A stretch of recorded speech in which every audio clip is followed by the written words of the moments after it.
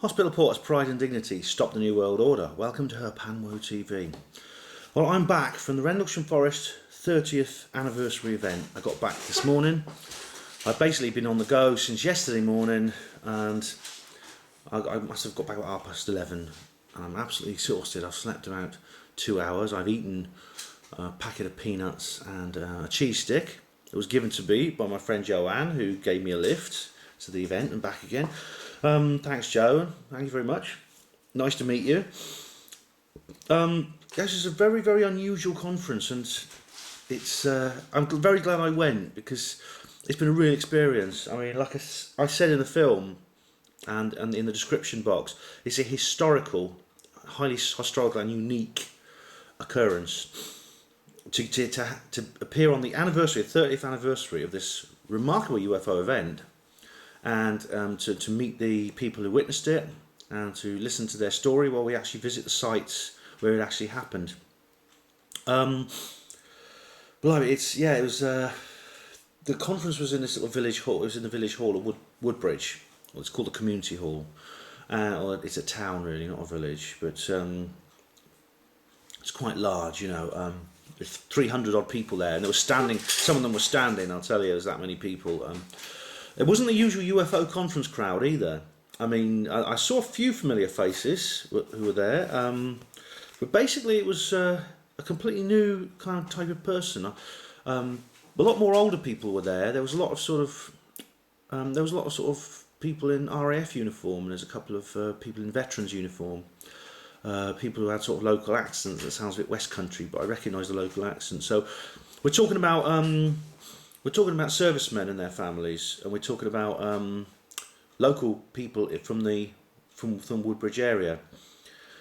There were a few of the usual UFO crowd like me, but there's a large proportion who were not. You will not see at other conferences, and that makes this conference quite unique. It's also clear to me from that the Rendlesham Forest Incident has had quite an impact on local culture and folk history. There's an awful. It obviously reverberates around the community today, and the people who live there have an interest in it. In fact, many of them spoke up. Many people I'd not heard of before, local people, speaking up and saying what happened to them on that day, and how their own experiences and their own thoughts and feelings about when they heard about it on that day 30 years ago. There was a bit of heckling too. I mean, there were some unpleasant people actually in the crowd who just kept asking the same question over and over again to Boroughs and Penniston, and like, it was clear they were trying to disrupt. That's very obvious. Now, some people might say, there's a lot of cynicism about UFO landing sites and the areas near them, kind of becoming kind of tourist spots or places of pilgrimage, as the patronising language of the skeptics call it. For instance, in Roswell, if you go to Roswell, New Mexico today, there's a huge Roswell museum. There are souvenir shops in every corner selling blow-up green aliens and mini chupacabra pen tops and things like that. The same thing now has happened at Virginia. It hasn't happened at Woodbridge yet, but I mean it may well.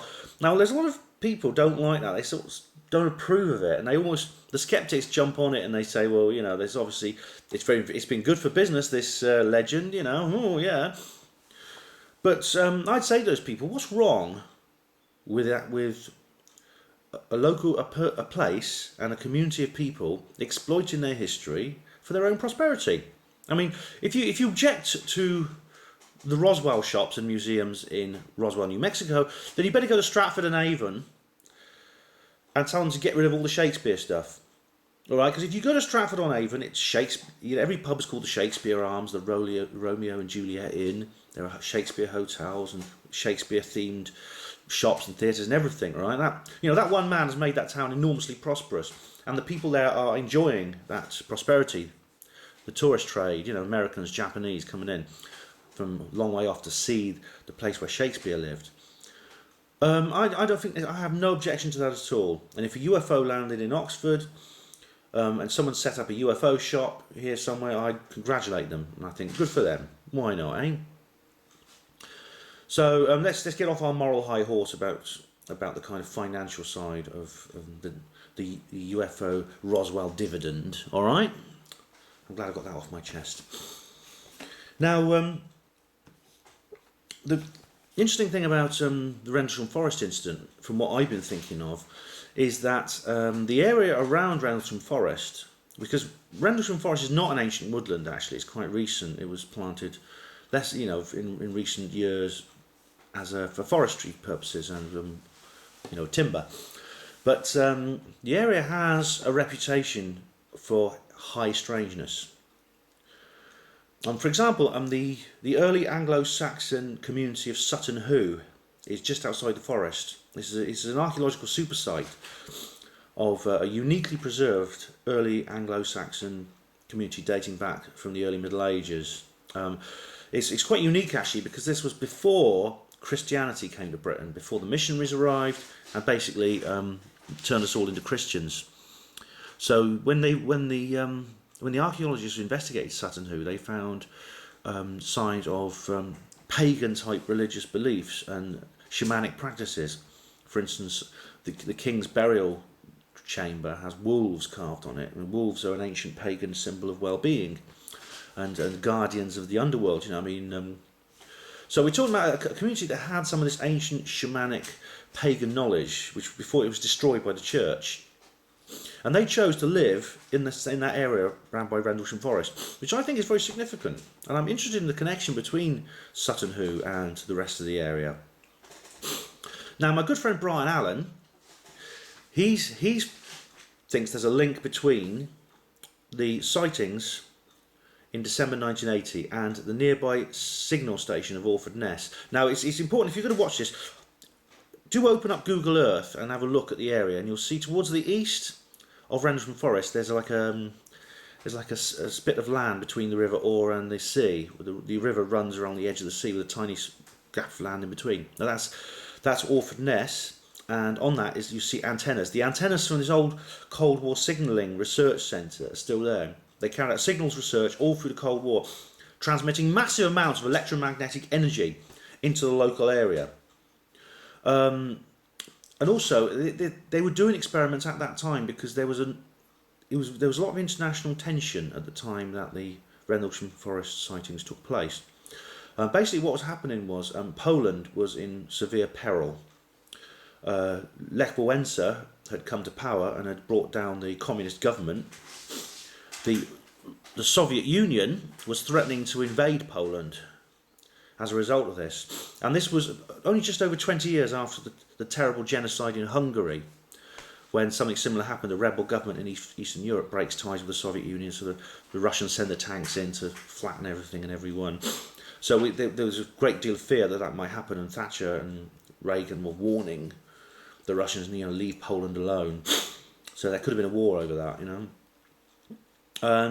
Now, this electromagnetic power radiating out, Brian has actually postulated that this electromagnetic energy caused some kind of rent or breakdown in the structure of the universe, the physics of the universe, to allow something from another dimension to get into our universe. I don't know if you've ever seen the horror film The Mist. It's about something similar. There's a top secret government experiment that breaks open a hole in space-time and allows something from outside to get in. And in the case of The Mist, it's these horrible man-eating monsters, But of course that didn't happen this time. No one got ate. It was just this triangular craft and other things that they saw, the aliens and things. But Brian thinks that the actual Orford Ness Signals Research Station actually did that.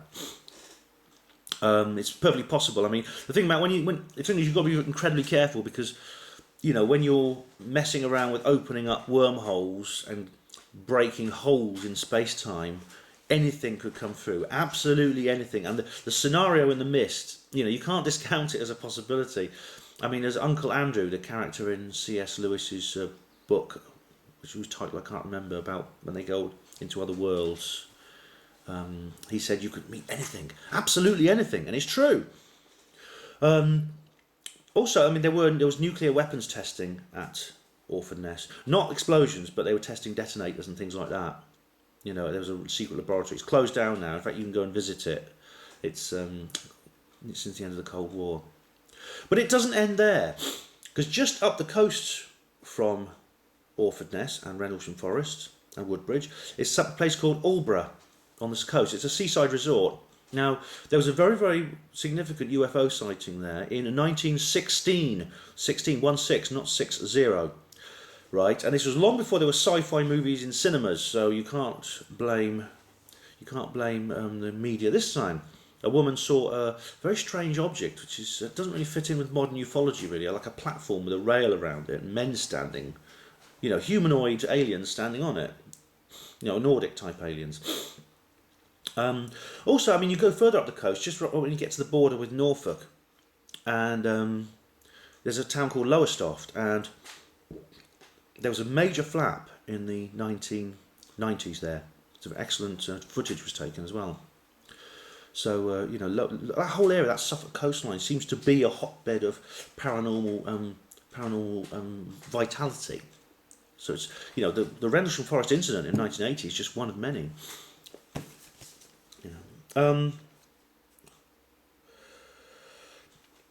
Okay, now some people have said, there's a friend of mine actually, Tabitha Good, who's a famous ufologist. You go to rosunwell.org, and that is her website. A lot of people have sort of said, well, how come it seems to be mostly men who are interested in UFOs, and most ufologists are male? Well, that's actually not true. There's lots of very, very good ufologists. I mean, Linda Moulton-Howe was one of the speakers at the conference, a brilliant lady, ingenious lady. Also, there's people like Alexander Bruce and Rennie Henry, who were into conspiratorial and UFO researchers, like myself. There's Laura Knight Yadchik. And the thing about the Rendlesham Forest Incident is that the entire expose and failed cover-up for this event we owe to 4 women, female ufologists, and 2 of them were there last night. Brenda Butler and Dot Street were there. Jenny Randalls was not there, unfortunately, and poor Georgina Bruni passed away a couple of years ago, so rest in peace, Georgina. She did brilliant. She wrote a book called You Can't Tell the People, and it's basically an interview with Margaret Thatcher, when Thatcher said that.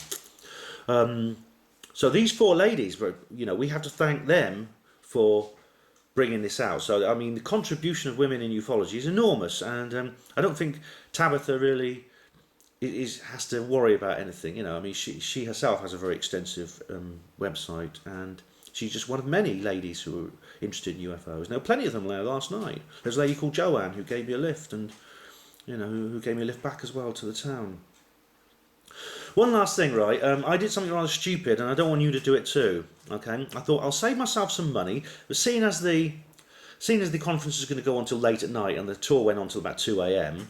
Why don't I just go and sleep on the station platform instead of getting the expense of getting myself a B&B, and then I can come home early. Well, I got hypothermia last night. All right, it wasn't freezing; it was about 2 or 3 degrees, right? But it doesn't matter, okay? If you're lying down in your sleep and not walking around, you're going to get cold unless you have a really thick, like, sleeping bag or an army bivvy bag or something like that. Don't do what I did, all right? Because I went to sleep on a station platform and I woke up about 4 a.m. and I tell you, I was hallucinating, and I was having very strange dreams, and I felt nauseous, and I knew what it was. I had hypothermia. And luckily, I got up and walked up and down a bit, and it went away. And when I got on the train, I very quickly warmed up, so it wasn't a problem. But I'm not going to make that mistake again. I'm just very, very glad it wasn't actually freezing. Otherwise, I might not even be here now. It's not just old folk who suffer from hypothermia, or homeless people. I mean, anyone can get it if you're out and about in cold weather. So that's a warning for you, my HPANWO TV viewers. Anyway, I hope you've liked my little reportage on this very unique, historical and extremely exciting event, and a very, very significant event, very full of vitality and energy and knowledge. It's great to meet these people. Like I say, a lot of them I've not met before, and it's great to get involved with them, well, thank you for watching this HPANWO TV special on the Rendlesham Forest Incident, the 30th anniversary. Hospital port as pride and dignity stop the New World Order.